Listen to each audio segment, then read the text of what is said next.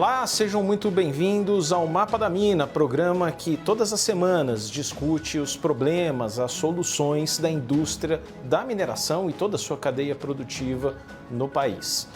Hoje temos uma entrevista com o Marcelo Carvalho, diretor da Meteoric e vice-presidente do Conselho da Associação de Minerais Críticos. Essa entrevista foi gravada pelo repórter Gabriel Garcia à margem do PDAC, que é o maior evento de mineração do mundo realizado no Canadá. Vamos conferir essa entrevista, mas antes queria mostrar um pouquinho quem é o Marcelo Carvalho. Marcelo Juliano de Carvalho é geólogo formado pelo Unesp e carrega décadas de experiência no setor mineral. Hoje está à frente das operações da Meteoric Resources no Brasil e também atua como vice-presidente do Conselho da MC, uma posição estratégica em um dos segmentos mais promissores da economia mundial. Vamos conferir agora a primeira parte dessa entrevista. Marcelo, muito obrigado aí por essa conversa. Vamos começar explicando um pouquinho mais do seu projeto, Sim. Em que fase está, como é que está o desenvolvimento aí? Legal. Bom, a Meteoric é uma empresa australiana, nós estamos listados na Bolsa já há mais de 10 anos. Trabalhávamos com ouro especificamente, quando eu me juntei à empresa, eu sou geólogo. E em 2021, nós desenvolvimos um projeto de ouro no Brasil, decidimos vendê-lo e entrei para o board da empresa na Austrália e a empresa decidiu migrar para minerais críticos, né? Então, nós conseguimos adquirir o Projeto Caldeira. Hoje, o Projeto Caldeira é o maior projeto de terras raras do mundo, em argilas iônicas. Nós temos já 1,5 bilhões de toneladas de recurso mineral e nós estamos hoje em fase de licenciamento. Nós temos já a licença prévia, aplicando para a licença de instalação e terminando o nosso estudo de viabilidade definitiva. A gente chama de Bankable Feasibility.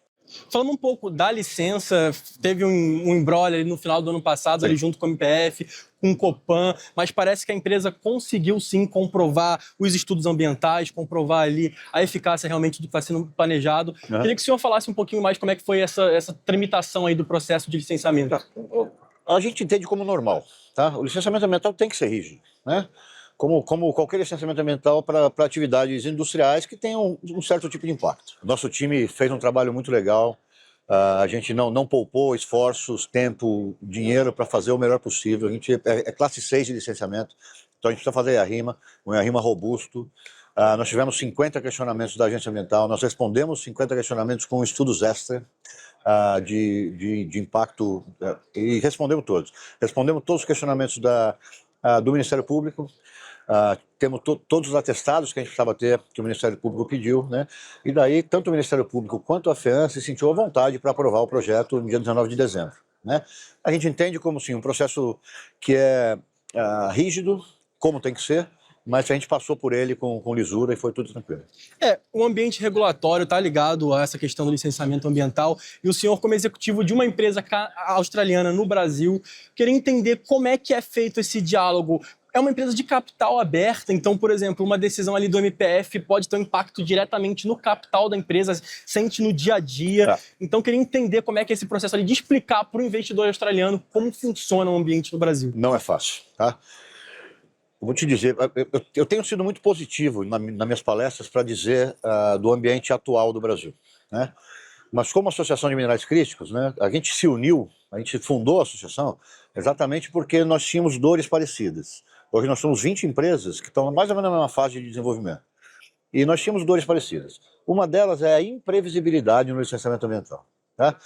Eu não vou dizer que a gente licencia um projeto em muito tempo no Brasil, não, né? Licenciar projeto em 2, 3 anos hoje, talvez seja um dos lugares que licencia mais rápido no mundo. Está trabalhando no Canadá, na Austrália, a cultura deles faz com que eles queiram previsibilidade, né?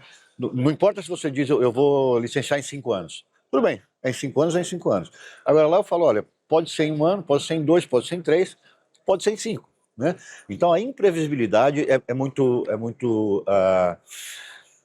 atrapalha bastante. Só para você ter uma ideia, quando o MPF entrou com esse pedido de vistas e de alguns estudos complementares, nossas ações caíram quase 20% no dia. Nós perdemos 100 milhões de dólares num dia. Isso, claro, se recuperou depois, porque a gente teve que ir para a Bolsa, que explicar, né, o continuous disclosure da Bolsa Australiana é muito pesado. Então, tudo que tem impacto positivo ou negativo no preço da ação eu tenho que publicar. Nós fomos para a Bolsa no dia seguinte, nós publicamos, nós explicamos o processo, mas ainda a imprevisibilidade atrapalha muito, né? A nova lei de licenciamento ambiental nacional, ela vai melhorar um pouco isso. O problema no Brasil é que tem muito órgão interveniente, né? O licenciamento é estadual, né? Só que o licenciamento estadual, mesmo que aprovado no Estado, eu tenho muitas organizações nacionais, como FUNAI, INCRA, Ministério Público e outras mais, que podem intervir nesse licenciamento estadual, né? E você nunca sabe quando isso pode acontecer. Então, essa imprevisibilidade, essa falta de regra, né, é o que atrapalha um pouco. Mas eu vejo que está melhorando, né? Tanto que nos últimos anos, nos últimos 4, 5 anos, o Brasil atraiu, sei lá, mais de 40 empresas. Hoje, acho que nós somos a primeira empresa de terras raras australiana no país, há 3 anos atrás. Hoje são mais de 27 projetos, são 30 projetos com 30 empresas diferentes, 3 anos atrás.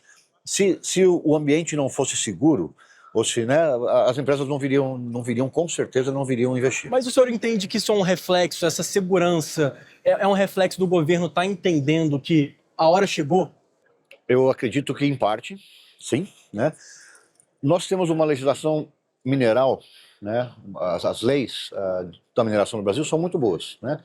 É moderno, né? O código de mineração é um código moderno, é um código que reúne as melhores características de vários códigos do mundo. Então, a gente tem segurança jurídica no código de mineração, ela está ali, né? A imprevisibilidade do licenciamento ambiental atrapalha um pouco. E agora uma outra coisa que é interessante, o mercado de capitais brasileiro ainda não entende muito a mineração, né? Eles entendem a mineração de grande porte, né? Agora, a gente conta no dedo de uma mão as empresas de médio porte ou de pequeno porte que são listadas na B3, né, por exemplo.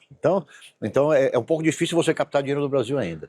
Isso é muito interessante, porque o capital brasileiro tem mais medo do risco brasileiro do que o capital estrangeiro. O capital estrangeiro, ele assume mais risco, né?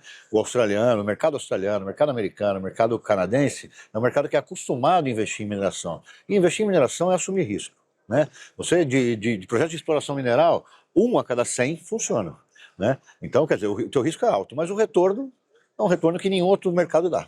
Já que o senhor está falando de financiamento, a gente sabe que é um dos principais entraves aí no setor mineral, principalmente no setor das terras raras, que é um mineral muito novo, as empresas geralmente são menores, são as Junior Mining Companies. Queria que o senhor detalhasse um pouquinho mais a estrutura de financiamento aí do Projeto Caldeira. Eu sei que tem algumas cartas de intenção aí na mesa. Olha, hoje a gente tem... Bom, até hoje, nosso orçamento é em torno de $1,5 milhão por mês, né? Então, até hoje, a gente levanta dinheiro com equity, né? Todo o capital que eu gastei até hoje, que nós gastamos no projeto até hoje, é capital dos nossos investidores, né? Dos nossos acionistas. Então, eu só fiz levantamento de capital via a emissão de ações no mercado australiano. A partir do momento que eu tenho que levantar o CAPEX, isso vai mudar, né? Eu vou precisar levantar dinheiro que a gente está tentando estruturar 60% de dívida e 40% de equity, né? Nosso CAPEX é em torno de $450 milhões. Tá? Se eu conseguir fazer 60 dívida, 40 equity, está ótimo. É um número que é relativamente comum, né, no mercado, você fazer captação dessa forma. O que nós estamos buscando? O mercado brasileiro está melhor, tá? Tem alguns fundos de investimento, bancos, que estão se interessando pelo assunto minerais críticos, que entenderam o potencial que o país tem. E para o país é muito importante que parte do investimento venha do Brasil, né? Por quê? Para financiar com bancos europeus, financiar com bancos americanos, provavelmente vou financiar via contrato de offtake, né? Se eu firmo o contrato de offtake, o Brasil não reindustrializa, porque eu tenho que continuar vendendo commodity, né, para esses países, né? O governo brasileiro e o governo dos estados, no estado de Minas Gerais que a gente está, tem um super interesse em verticalizar a cadeia no Brasil. Eu acho que é um pouco cedo para a gente dizer que essa cadeia vai ser verticalizada de forma completa. É muito difícil chegar até o IMA, né? São várias etapas que depois a gente pode falar. Sim. Mas a primeira etapa, que é a separação de óxidos, é muito viável de ser feita no país. Ela adiciona valor aos projetos, ela diminui o risco de mercado, né? E é tudo que os estados e o Brasil querem, atrair um pouco mais de investimento para gerar valor no país, né? Então, acho que esse é um debate que tem que acontecer, porque o governo federal ele vem muito publicamente falar de não seremos exportadores de matéria-prima e queremos agregar valor. Então, é importante escutar do setor privado que existe sim esse planejamento, mas como chegar nesse final? Vai precisar de benefício fiscal? Como fazer isso acontecer? Tem que reorganizar, talvez, uma cadeia produtiva para ela acontecer aqui no Brasil. Existe espaço para isso? Essa é a questão. Você tocou num ponto essencial, né? Uma coisa é o desejo do governo, a outra é o apoio que ele tem que dar, né? E nós, como associação e mesmo como Meteórica, a gente tem uma interlocução muito aberta com o governo. Isso é positivo. O governo está realmente tentando entender o que precisa fazer, né, para que o desejo deles, para que a estrutura que eles estão querendo montar aconteça, né? Empresas como nós não conseguem financiar no BNDES porque o BNDES é um banco que exige garantias, né? É um banco de desenvolvimento que exige garantias. A maioria das empresas de minerais críticos são empresas pequenas, né? Nós não temos garantia física. Então, como é que eu vou pegar um financiamento com o BNDES se eu não tenho garantia física? Então, um fundo garantidor é essencial para empresas como nós, para financiar. É essencial, né?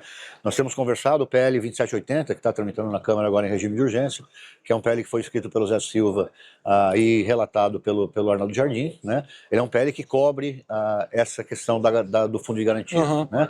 Claro que a gente ainda tem que convencer alguns, por exemplo, Fazenda, né? E agora, para o downstream, para a parte de processamento mineral, a gente vai precisar de incentivo fiscal. Sabe por quê? Porque o outro mercado que produz é a China. A China produz, é difícil competir em preço com a China.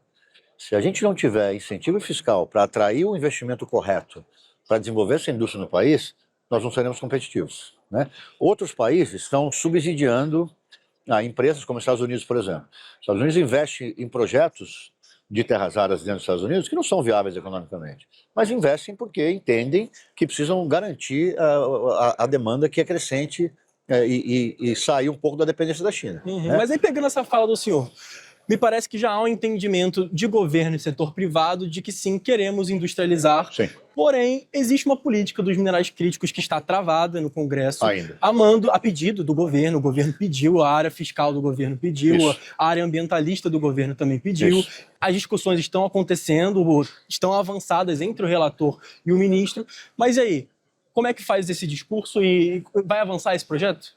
Olha, a gente realmente espera que vá, né? O governo federal não tem colocado impedimento para que o PL passe, tá? No começo dessa discussão, ano passado, existia um decreto do Ministério das Minas e Energia, existe o projeto do Renan Calheiros no Senado e existe o PL 2780 do Arnaldo Jardim. A tendência é que eles se juntem num só, né, e que se unam e que saiam um PL só. É isso que a gente acha que seria mais... O decreto do Ministério, o Ministério não vai mais protocolar o decreto, né? O Ministério agora está apoiando o PL do Arnaldo Jardim.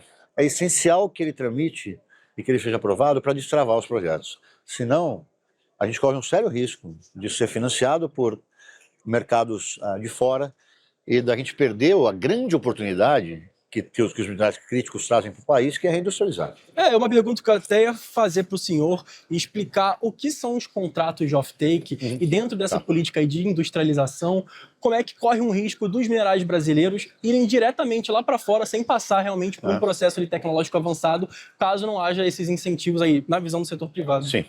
Os contratos de off-take, porque só existe um mercado de terras raras no mundo hoje. Todo mundo é dependente desse mercado. É o mercado chinês. A China produz 70% do minério e produz mais de 90% dos ímãs de terras raras, que é o produto final mais utilizado dos terras raras. Ímãs de terras raras são ímãs superpotentes, que não se desmagnetizam, então eles são usados para qualquer motor elétrico. Então, para eletrificação da energia, transição energética, esses ímãs são essenciais. Turbinas eólicas, carros elétricos, mas também para robótica, para defesa, para alta tecnologia. Hoje existe um mercado só. União Europeia e Estados Unidos são completamente dependentes desse mercado, né? Eles estão instalando agora capacidade de refino para fugir um pouco da capacidade de refino que existe dentro da China, né? O problema é que mesmo que eles instalem a capacidade de refino, eles não têm de onde tirar o minério, né? Esses são os contratos de off-take, né? Eles já entenderam que os projetos brasileiros são os melhores projetos do mundo hoje, que estão numa fase avançada de desenvolvimento, ou seja, que tem condição de colocar o projeto para produzir a partir de 27, 28, né? Então eles estão querendo garantir uma fonte de suprimento das moléculas de terras raras para serem processadas na Europa, nos Estados Unidos. Então, o que o senhor está dizendo é que essas mineradoras, esses governos do mundo ocidental estão vendo o Brasil como um país que tem o potencial para ser protagonista da reformulação de uma cadeia produtiva. Exatamente. Do ano passado para cá, Gabriel, isso cresceu muito, né? O ano passado, Estados Unidos, União Europeia ainda estava tentando entender. E eu coloco também Índia, Coreia, tá? ainda estavam tentando entender. Com o avanço dos projetos, eles estão avançando rápido no Brasil, né? E ficou muito claro para alguns institutos de pesquisa, inclusive a S&P Global, por exemplo, que é famosa, ela faz uma pesquisa para o governo americano, né, sobre mercado de terras raras no mundo. Uma pesquisa que já tem quase 2 anos, a gente tem contribuído para ela. A S&P Global identificou o Brasil e os projetos, o nosso projeto, né, e alguns outros projetos no Brasil, como a principal fonte de terras raras pesado do mundo para os próximos 10, 20 anos, né? Então os mercados acordaram. A partir do final do ano, tanto a União Europeia quanto os Estados Unidos aceleraram muito no entendimento desses projetos, mas também no approach a empresas como nós para contratos de off-take ou até para contribuição e geração de tecnologia, o que é importante. Você conferiu a primeira parte dessa entrevista com o Marcelo Carvalho nesta edição do Mapa da Mina. A gente faz uma pausa e volta já já.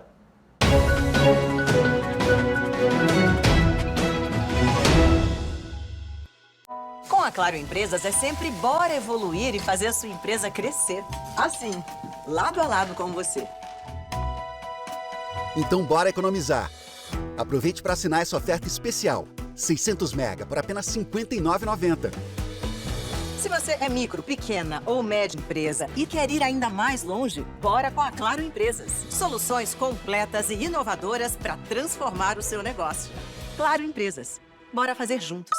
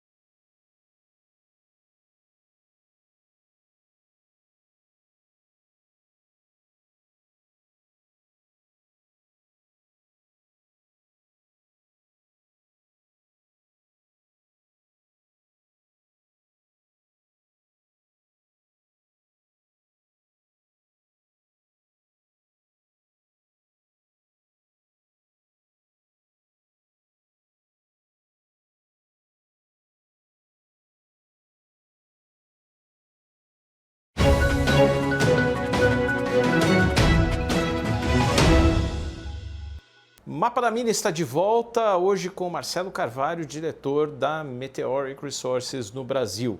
Vamos para a segunda parte da entrevista agora.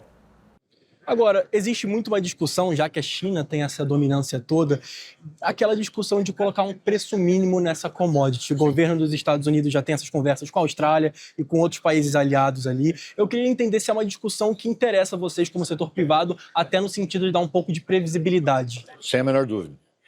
O que aconteceu? O preço estava muito baixo quando o governo americano, o Departamento de Defesa e o DFC oferecem o deal para a MP Materials, que é a única empresa que produz terras raras nos Estados Unidos, né? Tem uma mina que chama Mountain Pass, que é uma mina já antiga, mas é a única que produz. Eles estabeleceram um floor de preço, $110 para neodímio e para zeodímio, que são os elementos que adicionam mais valor na cadeia e que estão mais abundantes e que são mais necessários.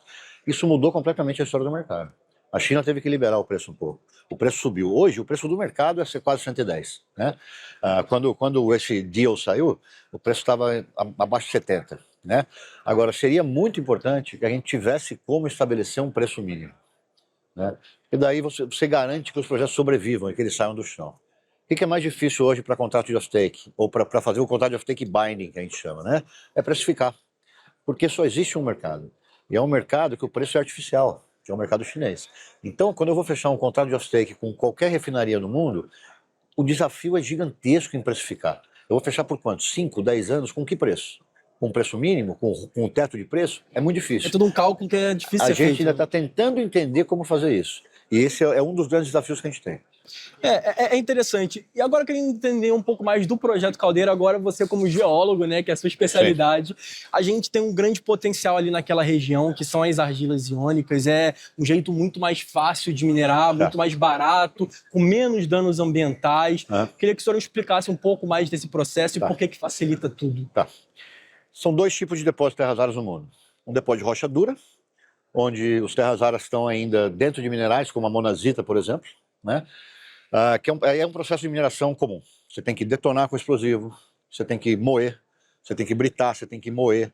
Aí você tem que destruir esse mineral, concentrar esse mineral com flotação, e depois você tem que destruir esse mineral usando ácido forte, ácido sulfúrico, pH 1, com temperaturas que vão até 900 graus de graus Celsius. É um processo ultra caro, super agressivo, né? Você tem que trabalhar com pH, pensa, você trabalhar com pH 1 e temperatura de 900 graus, né? É um processo super agressivo. E tem os depósitos de argila iônica, onde a natureza fez todo o trabalho metalúrgico, né? A argila iônica nada mais é que a rocha, que estava aqui, que gerou aquele depósito de rocha dura, ela é destruída ao longo do tempo por intemperismo, chuva, sol, etc, né? Aí os minerais que estão ali, eles se destroem, né? Os minerais de terras raras que continham terras raras, eles são destruídos, e os terras raras são liberados de forma iônica. E eles se aderem ionicamente a placas de argilominerais, né? A argilomineral tem carga negativa, terras raras tem carga positiva, o terras raras se adere àquela placa de argila. A única coisa que eu preciso fazer para liberar as terras raras é lavar aquela argila com uma solução iônica mais forte. No nosso caso, sulfato de amônia. A amônia tem uma carga mais positiva do que o terras raras. Ele substitui o terras raras ali, que chama troca iônica, e o terras raras vão para o líquido. Eu precipito esse líquido usando bicarbonato de amônia e eu consigo concentrar os terras raras, né? Até nós, na nossa planta piloto agora, a gente está tendo 79% de recuperação. É um processo que é pelo menos 5 vezes mais barato, em termos de custo de capital, e por aí 5 vezes mais barato em termos de custo operacional. Isso faz com que esses depósitos sejam únicos. Sustentabilidade, né? Como é que é o processo? Eu pego argila no campo, escavadeira, caminhão, planta, circuito fechado. Nesse circuito fechado eu lavo a argila em tanques, agitando, com sulfato de amônio, 0,5 mol, temperatura ambiente, pH 5, pH de café. Na verdade, pH mais básico que o café. Depois, aí eu precipito os terras raras em forma de carbonato, aquela argila lavada mais 2 vezes, para eu recuperar o meu reagente para o sistema, que ele é a parte mais cara, mas também para eu diminuir a quantidade de amônia na minha argila, para que atendam a níveis permissivos pela legislação brasileira, e depois eu devolvo essa argila para o pit.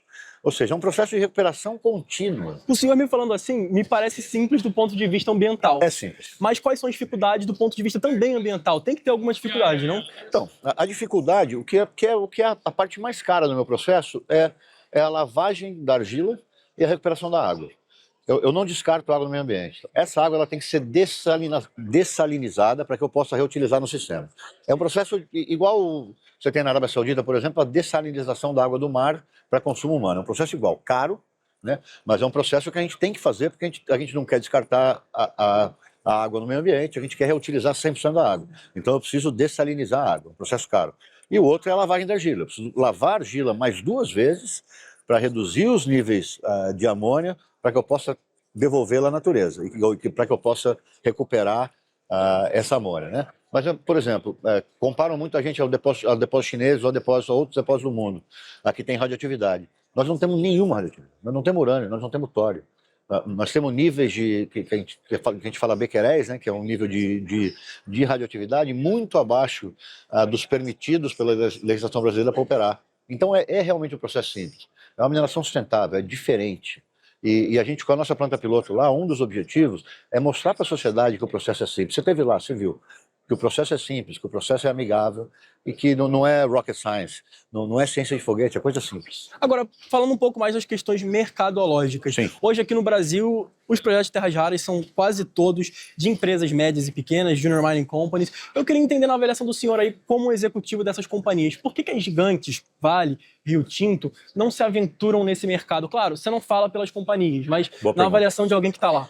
Boa pergunta. Eu acho que eles estão esperando... Primeiro que o core business dele é muito maior, né, deles. Rio Tinto, Vale, né? Os volumes são muito maiores, mas claro que é um mercado atrativo. No meu ponto de vista, e eles já estão começando a pensar, né, a gente já tem conversado com algumas empresas maiores que já estão começando a estudar o mercado, mas do meu ponto de vista eles estão esperando um pouco tirar o risco dos projetos, né? São projetos muito novos, é um mercado muito novo, né? É uma forma de minerar diferente. O senhor então vê espaço, por exemplo, para joint ventures no Brasil de gigante com... Why not? Eu vejo espaço. Eu acho que existe um começo de aproximação, pelo menos elas estão querendo entender a Vale, principalmente, que participa do projeto MagBras, né? Ou seja, isso é Tem um mostrar fundo com o interesse BNDES para financiar projetos de minerais projetos de críticos. minerais críticos, né? A Rio Tinto, junto com outra empresa chinesa, acaba de comprar a CBA no Brasil, Companhia Brasileira de Alumínio, que detém boa parte da caldeira de Poços de Caldas, né? Estão interessados nos terras raras? Não sabemos, mas, enfim, eu acho que essas empresas estão começando a se interessar. É um setor que é um setor muito novo, a janela de mercado é curta, pequena, mas eu acho que há possibilidade, sim, claro.